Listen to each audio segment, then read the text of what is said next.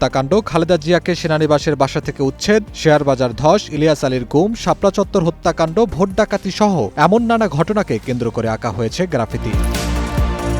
গ্রাফিতির বড় অংশ জুড়ে আছে ছাত্রদের অবদানের গল্প। রাজপথে সামনে থেকে নেতৃত্ব দেয়া শিক্ষার্থীরাই ছিল জুলাই অভ্যুত্থানের প্রধান চালিকা শক্তি।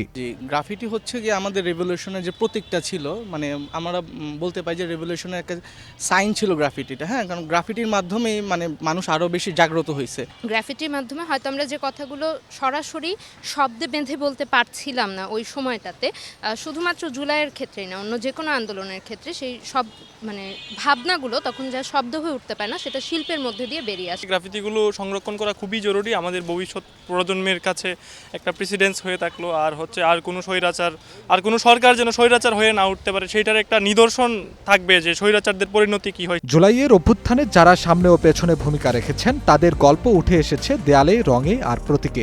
একক কোনো ব্যক্তি নয়, গ্রাফিতিতে উঠে এসেছে রাজনৈতিক দল, ছাত্র নেতৃত্ব এবং বিভিন্ন সংগঠকদের অবদান। এই দেয়ালে লেখা বার্তাগুলো আন্দোলনের বহুমাত্রিক নেতৃত্বের কথাই বলে। ধূসর ঢাকায় এই গ্রাফিতিগুলো যোগ করেছে নতুন নান্দনিকতা। নগরের শোভা বাড়ানোর পাশাপাশি এগুলো হয়ে উঠেছে সময়ের দলিল। গ্রাফিতির ভাষাগুলোই হচ্ছে তাদের ভাষা। সেই ভাষাগুলো আমাদের রাজনৈতিক দলগুলোকে বুঝতে হবে, তারা আসলে কি চাইছে।